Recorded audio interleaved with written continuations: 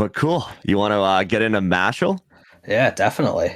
Sweet. So the first show we're going to talk about is Mashle Season 2, Episode 12, the finale. Mash Burndead and the busty bookstore clerk. I mean, his good friends. So last week we were kind of talking. We're like, oh, I wonder what they're going to do for the season finale. And well, let me tell you.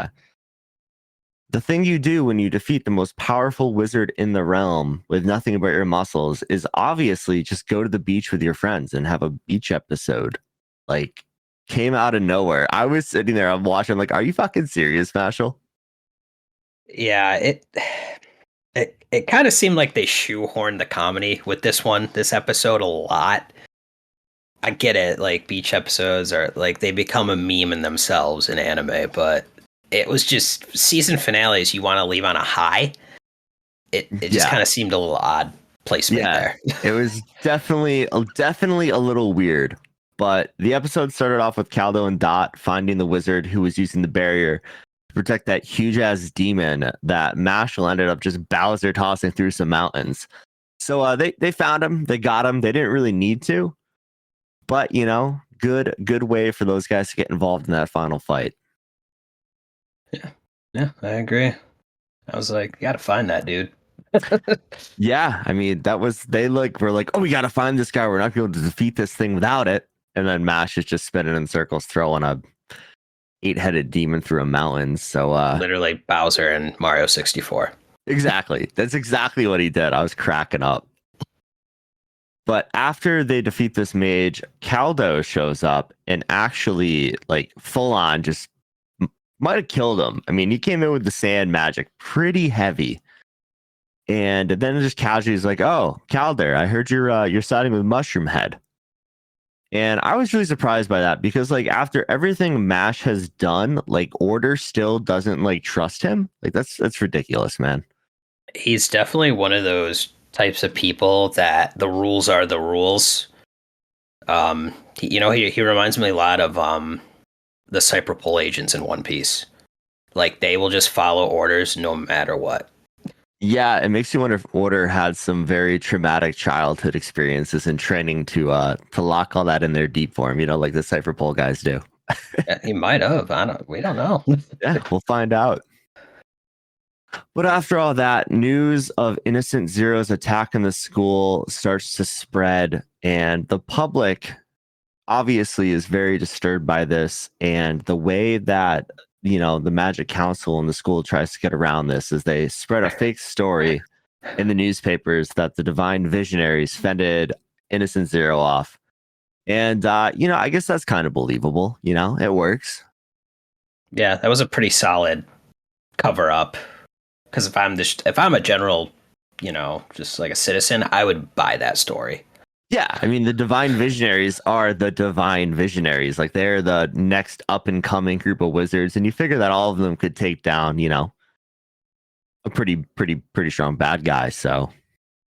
Yeah, the only flaw in this is all it takes is for one student to, like, tell someone outside of the castle halls, and it's just gonna spread, and I'm assuming this is what kind of happened. Yeah, I mean, I don't know if the public knows that it was actually Mash who I don't want to say defeated because he didn't really defeat him. Innocent Zero just is like, oh, I'm gonna melt into who knows what, and my body's gonna explode, so I'm out of here. But it just makes you wonder if that's what happened. I mean, most of the students were frozen in time too, so like I don't even know if they ever recollected. I don't even know if they ever they knew what happened. You know. They saw him throw Bowser. I know that. That is very true. I didn't think about that. Because when he was fighting Innocent Zero, everybody was still frozen. Yeah. But after all this, the narrator comes in and he tells us that Mash and his friends are going to the beach. And I just remember when I saw that scene, I literally texted Tyler and I was like, what the fuck, dude? Like, why are we doing this in the season finale? That's something you put on like episode 6 of the season or something. Yeah. Stop doing all these mid-season recaps and just give us a beach episode. Like complete filler right then. Yeah. We're good. You know, that's perfect. Yeah, what was up with Mash wearing the his workout gear? Yeah, I'm like, just take the tights off, man. You're at a beach. Nah, he's there to lift weights, dude. Come on. He had to have been hot in that thing because it's tight, it's black, and the Oh, sun was out. yeah. No, 100%. But more importantly, what the fuck was with the tentacle porn watermelon? Oh my god. So that reminded me of the Bleach Beach episode. I don't know if you remember this one. No, I like tune Oh. Bleach episodes out. So the Soul Reapers go to the beach and like this watermelon gets like spiritual pressure and it's large and it tentacle wraps all of the women. It reminded me exactly of that. They have to be making a play on that then. Like there's no chance. I mean, Mashle doesn't come up with a single like idea on its own, so they definitely just ripped that off of Bleach. Yeah, so yeah, if anybody's interested, go find that Bleach episode. It's a filler. I cannot remember for the life of me what episode it is. I just remember seeing it and I was like, what the hell did I just watch today? And then you're like that Leonardo DiCaprio meme where he's pointing at the TV. Like Yeah. that was you, like Bleach episode. Literally, I was like, oh my god, this is just like the Bleach filler. Tyler would love it. Yoruichi shows up in a swimsuit. He would love that. I mean, if Rangiku's there, man, I'm in. Yep, she's there. Boom. It'll be like the Bleach episode in Gurren Lagann where Yoko, who is normally in a bikini, shows up in a very modest bathing suit. Oh yeah, that was hilarious. That was so wild. The disappointment in everybody's faces. Oh, dude. Classic beach episode. But after all that, Mash has this watermelon on his head, like sucking his blood out of him. I'm like, what the fuck is going on? And he just smashes his noggin on the ground and destroys this watermelon. And then did you? Him. Yeah, I was like, what? Why is it saying arigato while dying? I'm like, I don't know. That it really confused me. Your existence is this painful that you want to die, Mr. Tentacle Porn Watermelon? Maybe. I don't know. Oh my god. Dude, it was wild. I just every like time we watch them in this episode, I'm like, what the fuck is going on? Like, why is this a season finale? Yeah, it really did not feel like a season finale episode. No, it felt like a random like filler episode they would release in between seasons, honestly. It's like they took like chapter 0.5s at the end of volumes and just mashed them up together in an episode. That's exactly what it feels like. And that could have been what they did. I don't know. But actually no, because it all flowed. It did flow, but it was weird, man. Yeah. And then after that, the headmaster shows up at the beach too, because summer only comes once. He's got no arm. He's still recovering. Half of his body is burnt. But he's drinking out of a coconut, so that's healing, dude. Oh Come on. God. Hey, coconut water is very good for you, so I get it. Hopefully he has something a little stronger than just coconut water in that coconut, though, to deal with those injuries. You know he put Malibu in that thing. For sure. And Wahlberg just comes in here and he takes like this like happy-go-lucky scene and he just summarizes the current status of this magical realm they live in. He's like, yeah, we're basically fucked. Yeah. Yeah. He's like, Innocent Zero is both time and space magic, which are the top two magics you can get. He's got 5 underlings who are strong as fuck. Their chances of Zero winning are basically 0, and the only one who can potentially save this world is Mash. And then Mash comes in with some of the most sound math I've ever heard in my life. Right here. He's like, well, I can either win or I can lose. So that's a 50% chance of winning. But muscles never lose. So 100% chance of victory. And I'm like, God damn it, Mash. You were just oblivious. That quote was awesome, though. Oh, that got me a little fired up. Not behind all the confusion of me going, what the hell is this? What are we watching right now? I'm like, there's a little more that goes into those percentages of winning and losing this one. All right. Yeah, 50%. You mash. And then we go straight from the beach to a new training arc. And we're not training our muscles, we're training our mind. Mash has to learn how to study. Like, it's just the way they did this was just so mishmashed together, dude. It was it was very funny when Mash realized that Dot was actually a good student, and it broke him. I was crying. I was like, wait, Dot of all people? Like I Lance would know. have made sense, Finn, Lemon, but no, Dot is out here grinding away in the books. And I was like, really? Dot? And then Mash is like, he's sitting there like writing, and he's like trying to drift off, and he looks up. All of them are staring him down, just like. Yeah, and this is when he proceeds to just decide to jump out a window, right? Yeah, that was like, what was that, like 12 stories he jumped? It's Mash, he's fine. Oh my God. But like he jumps out this window and Lance comes in, he's like, I can't teach people who don't want to learn. This is just who Mash is. And that makes Finn go look for him. And Finn is looking everywhere, and he finally finds him out in the woods, up to his neck, buried. And Mash is just sitting there like, I want to return to the earth. Like, this guy hates studying so much, he wants to be buried 6 feet under. I think he forgot his whole motivation for a little bit. Yeah. Peaceful life with his dad. Yeah. Not dying. Yeah, that too. Not dying, graduating, everything else he could do. But Finn gives him a good pep talk, and he basically just tells Mash that he's never seen him give up on an impossible opponent. It says that he really does want to graduate with Mash together, and for Mash to do that, he's got to hit the books. So good for Finn coming in clutch. Yeah, that was a little clever. He knows him enough to know how to motivate him. Yeah. Oh, yeah. You wanna motivate Mash, you just put a brick wall in front of him and say, go through this. And in this case, the brick wall is potions, magical math. I don't know how that's different from normal math, but based on what we saw at the beach, Mash needs a lot of help on math. Yeah, he was pretty bad at that. And they showed his like practice test exam grades, and he got a 3 in potions. A 3. What was his highest one? Like a 30? I think it was a 30. I was like, dude, you're so bad at this. Dude, and like the thing too is like when Mash like unburies himself, he's covered in moles, and I'm like, what are we doing, guys? Like, are we just throwing random shit in here to make me laugh? Because it's working. It was a weird episode. But Mash goes back, he grinds out more studying, and he makes it to exam day. And when he gets called on by the teacher, she tells him he passes. She's very impressed that he actually buckled down and did some studying. But I'm pretty sure a 47 or 48 aren't passing grades regardless of where you live.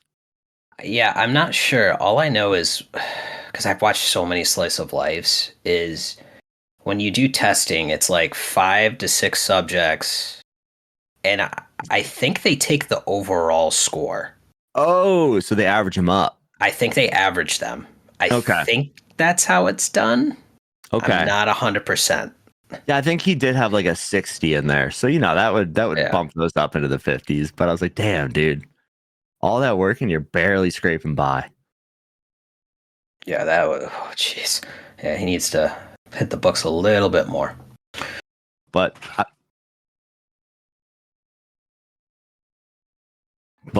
yeah, no, I mean, how'd you feel about the whole studying bit though? I mean, it gave me some laughs, but I just thought it was really odd. Like, we're focused so hard on this divine visionary exam. Innocent Zero shows up, and then, oh yeah, we got to study now. Yeah, we're going to the beach. I was like, wait, what? Like what? Everything is off the rails. Like there's no closure. Like we don't even know, like the Divine Visionary candidate exam, which is what the arc is named after, isn't even done. Yeah, they kind of pulled a little Naruto there. The Chunin exams. They just like pieced out. They're like, oh yeah, they don't matter. You'll be the Hokage regardless. Fuck it. But after that, Mash's Quidditch captain comes in the room and just starts screaming bamboo, bamboo, bamboo. And like, did he do this in season 1? Is that how he talked? I watched it dub, and he actually like he was speaking sentences because he kept trying to recruit Mash. I don't know. Maybe it was different in the Japanese. I'd have to. I don't think so. Like, I remember him talking, and I'm like, what the fuck is going on with this bamboo thing? And then everybody else besides me can understand him. And I guess there's an angry mob outside. Somebody leaked that Mash is a lack magic. And, well, they're not happy that a black magic is at the most prestigious magic university in the realm. So, we got to deal with an angry mob now. So we went from a beach to a study exam to an angry mob, or a little study arc to an angry mob. And I was just so confused, dude. Yeah, I did enjoy this part because Lemon goes up there and gives her best Uraraka speech. Oh, she tried. She killed it. I mean, she went up there and she proved her freaking point. Yeah, I was like, this is literally the Uraraka speech from My Hero. And then proceeded to get a rock thrown at her face. Yeah, that wasn't cool. No, not at all. But I think the highlight of this whole thing was Dot coming out as Mash's agent. Yeah. And he's like, I have a statement from Mash. And he gives this whole spiel. And at the end, all you just see is like a blurred out middle finger. And it says, I will kill you. That was excellent comedy right there. I was not ready for that. I thought he was going to try and like persuade the crowd. Yeah, like make the situation a little better. And no, he just made it way worse. And then them as cats hissing. I lost it. I was sitting up like, why are we doing this? Like this, I laughed, but I was like, what the fuck are we doing right now? It was so funny though. Like they're just hissing. I will defend him. But like they've never done anything like that. And like I feel like they're just pulling shit out of their ass at this point in the show, dude. They were like, all right, we're doing this all at the end. Last episode, season finale. Yeah, it was just a really weird season finale. But after Lemon and Dot give their spiels, they just start throwing more rocks. And Mash comes to protect Lemon, catches a bunch of the rocks. And there's this one dickhead. I think that's the only way to describe him. He was a tool in the crowd. Yep. And his like motive is like, oh, if I can catch the lack magic, I'll instantly be famous. And he just keeps riling up this angry mob. And he uses a spell called Prison Wall, which is a 15 centimeter like steel trap that can capture giant monsters. And this thing comes down on Mash. And Mash just channels his inner freaking CP9 and starts finger pistoling this thing. And blows the door off it and proceeds to like, I don't know if he kicked it or if he tossed it. I think he tossed it. Yeah. Because he threw it up. Yeah. Okay. I didn't think that through again. Yeah. No. And it just lands on this guy and the guy's scared shitless. But thankfully, good old Headmaster Wahlberg shows up, de-escalates the whole situation and explains that, hey, we've got approval from the Magic Council to let Mash make it through the Divine Visionary exam. If he doesn't pass, you're not going to have to worry about him anymore. So good for Wahlberg coming in to save the day. Like, I don't know, this whole episode was just so bizarre. It was all over the place. And then Wahlberg tells Mash he has great friends and credits roll. Yay. But I guess, like, this was a really weird episode, but overall, how did you feel about season 2, like compared to season 1?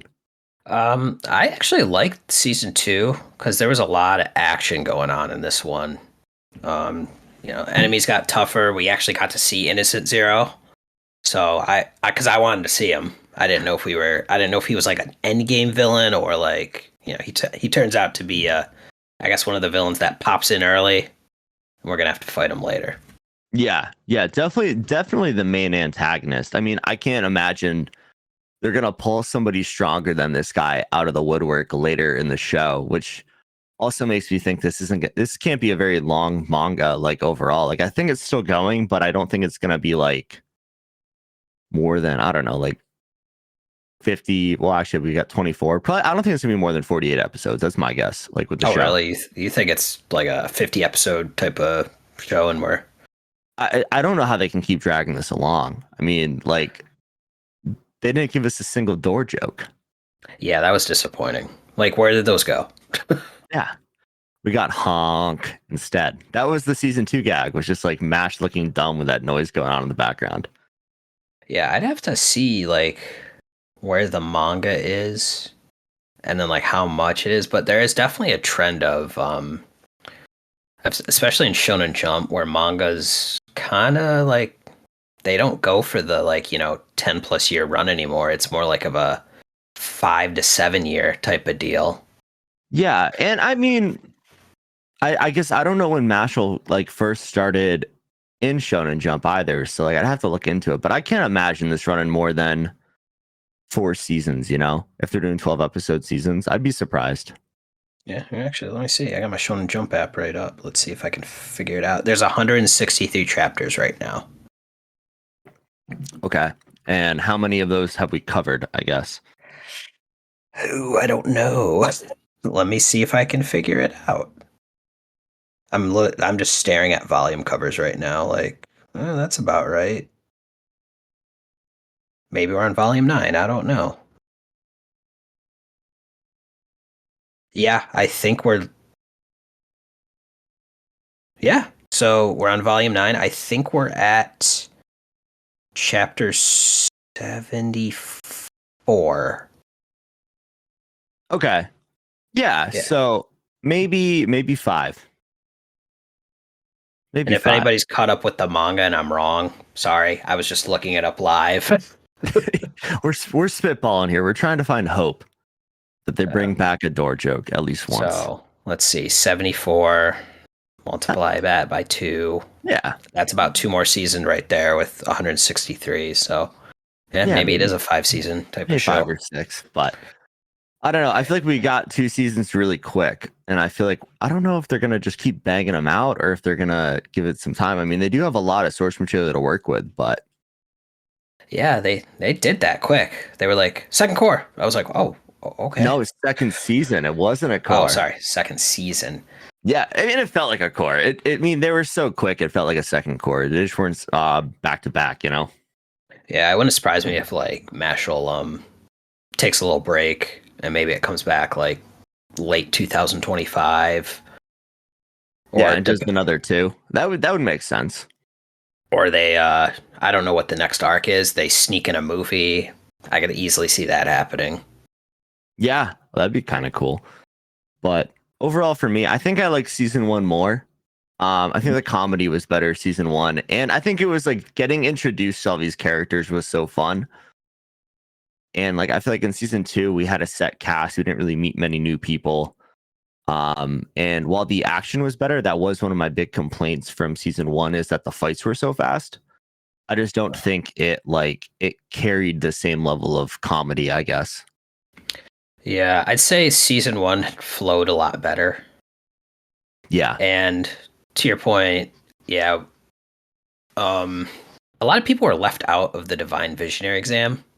So like Lemon was just sitting on the sidelines the whole time.